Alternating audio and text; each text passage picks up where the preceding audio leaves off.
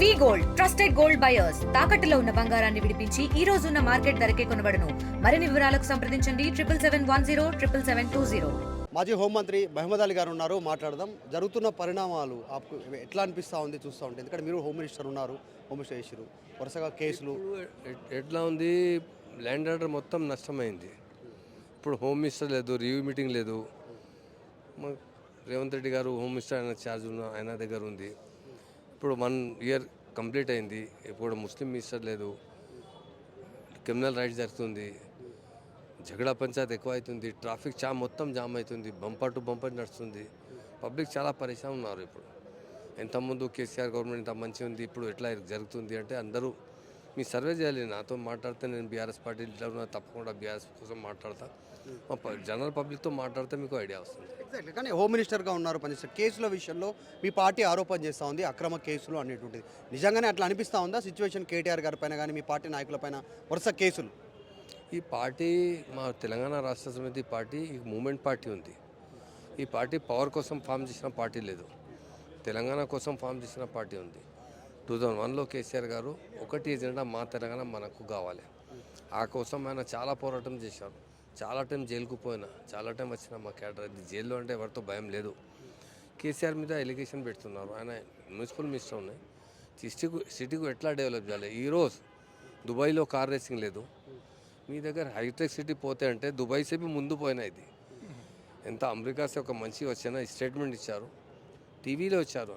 अरे मैं 8 साल के बाद आया, आने के बाद देखा तो ऐसा दिख रहा मुझे, नारसिंगी वारसिंगी तो ऐसा नहीं है, ये तो दुबई से भी बहुत आगे बढ़ गया. तो डेफिनेट हमारी स्टेट को डेवलप किए और स्टेट को लाने वाले केसीआर साहब हैं. केसीआर साहब वाहिद लीडर है, बहुत से लीडर पैदा हुए, मगर तेलंगाना लाने वाला महात्मा लीडर हो तो केसीआर साहब है. वो मरण पर बैठे थे, मालूम आपको 2009 में. एक दिन 2 दिन नहीं, 11 दिन तक एक दाना नहीं खाया. 10 दिन में डॉक्टर जाके देख के बोले, हम भी थे, जयशंकर साहब, प्रोफेसर जयशंकर साहब, वो लोग बड़े लोग, हरीश राव, केटीआर साहब, उनकी पूरी फैमिली. डॉक्टर जाके बोले कि राव साहब आप व्रत तोड़ दीजिए, नहीं तो आप 2, 4, 6, 8 घंटे के मेहमान हैं, आपके ब्रेन हेमरेज हो सकता, आपके किडनी फेल हो सकते, आप कोमा में गए तो फिर पलट के नहीं आ सकते. बोलने के बाद सब जाके उनसे रिक्वेस्ट करे, साहब आप व्रत तोड़ दीजिए, फिर से मूवमेंट चलाएंगे. आप जिंदा रहे तो मूवमेंट चलेगा ना, अगर आपको कुछ हो गया तो मूवमेंट ही ख़त्म हो जाएगा. लॉ एंड ऑर्डर के बारे में क्या बोलेंगे आप? क्या को बोले तो सेक्रेटरीट अटैक करे से उससे पहले जो अनएम्प्लॉयमेंट, उसके बाद में पुलिस फैमिली मेंबर्स उन लोग धरना करे से वहाँ पर. रिसेंटली कल बीजेपी ऑफिस के ऊपर कांग्रेस कार्यकर्ता ने जाके अटैक करे से है. जो लैंड ऑर्डर इशू कैसे है तेलंगाना में? देखिए साहब, एक तरफ रेवंत रेड्डी साहब बोलते मोदी साहब मेरे बड़े भाई है, मोदी गुजरात मॉडल ज़बरदस्त है, मैं तेलंगाना मॉडल वैसे बनाऊंगा. एक तरफ राहुल गांधी बोलते मोदी साहब फला हैं. हम तो नहीं बोल सकते प्राइम मिनिस्टर को बुरी बात, तो बोलते कि बिल्कुल बेकार आदमी है, जो काम के आदमी नहीं है. तो एक तरफ राहुल गांधी साहब, प्रियंका गांधी साहब, सोनिया मैडम का स्टैंड है, एक तरफ रेवंत रेड्डी साहब का स्टैंड है. आप कौन सा स्टैंड सही है वो आप पर गौर कर लीजिए. आवाम खुद अच्छी तरीके से देख रही है. और यहाँ नहीं, केसीआर साहब देखिए कई बरस में नहीं मिले मोदी साहब से जब चीफ मिनिस्टर थे. मगर रेवंत रेड्डी साहब यहाँ नहीं, आदिलाबाद जाकर उनका आशीर्वाद लिए. अब कौन सही है, रेवंत रेड्डी साहब डिसाइड कीजिए, या राहुल गांधी साहब या प्रियंका मैडम डिसाइड कीजिए कि बीजेपी सही है या आप सही है. ये दोनों मिलकर स्टेट के अंदर एक दूसरे की तारीफ़ करते, एक दूसरे को स्टैंड की तायद करते, और बाहर देख के पब्लिक को बताने के लिए लड़ाई झगड़ा करते. केस बुक करना चाहिए, फिर क्यों नहीं केस बुक हुआ? कांग्रेस लीडरों पे केस बुक होना चाहिए था. अगर वही हम कुछ करते तो बराबर केस बुक करते थे. जब कांग्रेस वाले बीजेपी जाकर अटैक करें तो डेफिनेट उन पर केस बुक होना चाहिए. और ऐसी चीज़ों की हम सख्त मजम्मत भी करते हैं. हमारा जो स्टेट है तेलंगाना स्टेट बहुत पीस स्टेट है, अमन का स्टेट है. यहाँ पर लड़ाई झगड़ने का कहीं गुंजाइश ही नहीं है. 14 साल, एक ही मिसाल देना चाहता हूँ, 1947 से 2014 तक क्रिमिनल राइट्स होते रहे, मगर 14 के बाद एक भी दंगा फिसाद बताइए. वो डेवलप करने वाला केसीआर साहब है. हिंदू मुस्लिम एकजुटता, भाईचारगी, प्यार मोहब्बत डेवलप करने वाले केसीआर साहब है. 14 के बाद देखिए आप, कई जैनूर में हो रही, कई मेदक के अंदर 8, 7, 8 जगह फिसादात हो चुके हैं. हम चाहते हैं कि सब मिलजुल कर रहे, डेवलपमेंट की तरफ जाना चाहिए. हम अब आज का दौर डेवलपमेंट में नहीं है. हर तरीके से जो है झगड़े पंचायत में चल रहा है. कांग्रेस के चीफ मिनिस्टर साहब भी वही काम कर रहे हैं, कभी भी डेवलपमेंट की बात नहीं करते. जो इनाग्रेशन कर रहे हैं वो हम शुरू करें तो काम है. परसों ब्रिज का इनाग्रेशन करके बड़े बड़े बात करें, ब्रिज को वही बात आपसे पूछना चाह रहा हूँ। अकबरुद्दीन ओवैसी असेंबली में ये बात कहा कि बेकार पार्टी है, बीआरएस पार्टी आपके साथ 10 साल मिलजुल के है, फ्रेंडली पार्टी थे, आपके साथ थे, पार्टी के साथ। परसों इलेक्शंस तक भी, पार्लियामेंट इलेक्शंस तक भी तुम लोगों के साथ थे।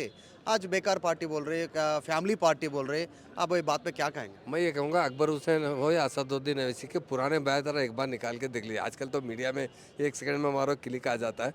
जब केसीआर साहब को तो हिंदुस्तान का प्राइम मिनिस्टर देखना चाहते थे, वो उनको कहते थे कि आप बहुत बड़े खत के लीडर हैं, ये चीफ मिनिस्टर तो आपके लिए छोटा सा है।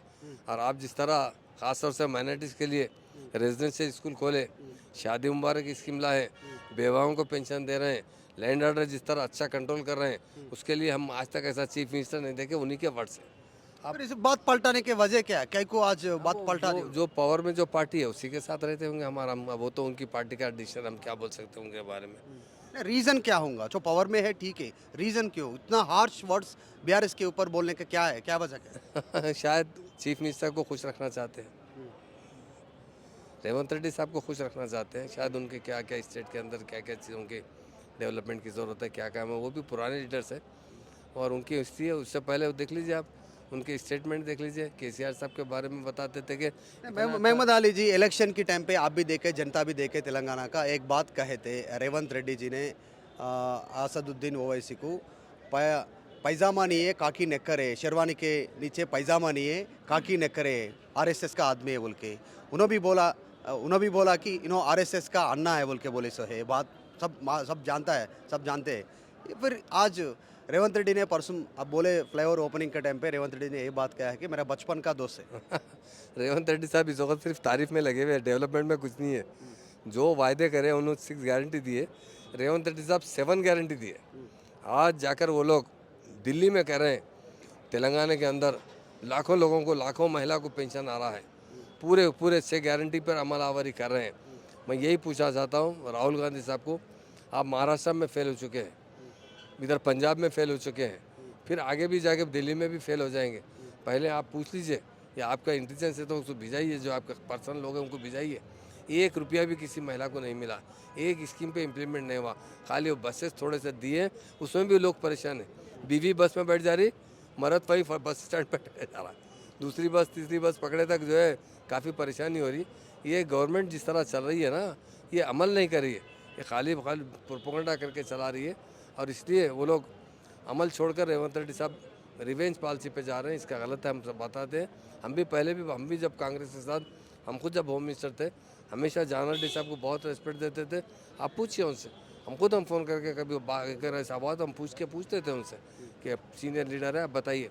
तो इंशाल्लाह हमारा जो कह रहे हैं हम अच्छी तरीके से हम काम करके बताएंगे, उनको यही बताएंगे कि आप जो गारंटी दी उस पर अमलावरी कीजिए, ये बेकार के बातों में मत जाइए। आखिरी सवाल है, डेवलपमेंट नहीं हुआ बीआरएस के टाइम पे ओल्ड सिटी अभी ओल्ड सिटी डेवलपमेंट के लिए, पुराना शहर के लिए रेवंत रेड्डी ने वो ले लिया, संकल्प ले लिया, मेट्रो डला रहे, ये सब कुछ बोल रहे। उससे पहले सच में आप लोग नहीं करे, नहीं तो ओल्ड सिटी डेवलपमेंट को उन लोग रोके एमआईएम वाले, ये बात पे क्या कहेंगे? सही है? देखिए, मेट्रो का सिचुएशन कुछ अलग था। हमारा यही ख्याल था कि पहले मेट्रो ओल्ड सिटी में जाए और एयरपोर्ट तक जाए। वो रिलीजियस प्लेसेस है, किसी वजह से, कोई लोगों के ऑब्जेक्शन की वजह से थोड़ा लेट हुआ मेट्रो का, पर आज भी शुरू हुआ तो हम उसका वेलकम करते हैं। आप देख लीजिए, अभी 1 साल तो गुजर गया ना, 1 साल में क्या करें? जो हम 80-90% ब्रिज बनाए थे उसकी इनाग्रेशन करें, अभी 4 साल बाकी है। आपको खुद पता चल जाएगा, ओल्ड सिटी के आवाम से जाके पूछिए कि पहले की गवर्नमेंट अच्छी थी, आपकी गवर्नमेंट। आप ओल्ड सिटी जाइए, याकूबपुरा जाइए, चंद्रनगुट्टा जाइए, किसी भी एक आम आदमी को माइक देकर पूछिए, भाई केसीआर साहब की हुकूमत अच्छी थी या रेवंत रेड्डी की हुकूमत अच्छी है? क्या बोलते हैं आपको खुद पता चलेगा, मेरा बोलना क्या है। आप तो जर्नलिस्ट है, इतने टीवी के आप वो है, तो आप यकीनन इसके अंदर आपको हर तरीके की रिपोर्ट ओल्ड सिटी जाके लीजिए, वो खुद बता देंगे।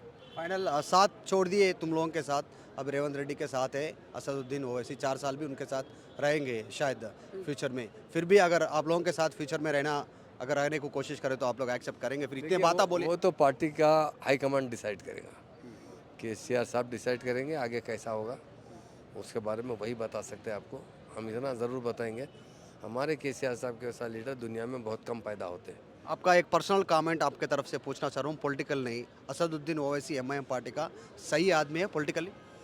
देखिए साहब, ये मैं नहीं बोल सकता, हम भी बोल सकती हैं। రైట్ ఇది మాజీ హోమ్ మినిస్టర్ మహమూద్ అలీ చెప్తా ఉన్నటువంటి సిచ్యువేషన్. గతంలో ఉన్నప్పుడే ప్రైమ్ మినిస్టర్ కావాలి కేసీఆర్ అనేటువంటి కాంక్ష చేశారు, ఎన్నో సందర్భాల్లో మాట్లాడారు. ఇప్పుడేమో మాట మారుస్తూ ఉన్నారు. ఎక్కడ అధికారం ఉంటే అటువైపు మళ్ళేటువంటి పార్టీ అది. అసదుద్దీన్ ఓవైసీ మంచోడా చెడ్డోడా అనేటువంటిది ప్రజలు నిర్ణయిస్తారు, నేను కాదనేటువంటి ఒక హాట్ కామెంట్ చేశారు మహమూద్ అలీ. వీడియో జర్నలిస్ట్ సూర్యతో మధు మల్కేడ్కర్, హైదరాబాద్. మరిన్ని వీడియోస్ కోసం ఛానల్ ని సబ్స్క్రైబ్ చేయండి. లేటెస్ట్ అప్డేట్స్ కోసం వాట్సాప్ ఛానల్ ని ఫాలో అవ్వండి. ఆ లింక్ డిస్క్రిప్షన్ లో ఉంది.